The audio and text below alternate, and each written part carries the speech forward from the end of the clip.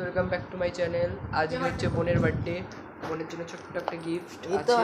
এই যে একটা এটা আমি তৈরি করেছি, কিন্তু চেটকে গেছে আর একটা গিফট এই যে ওপেন করুন, তোমাদের সঙ্গে শেয়ার করছি। গার্ল ক্যাডবেরি খাচ্ছে, তাই তো? না, তোমার গিফট।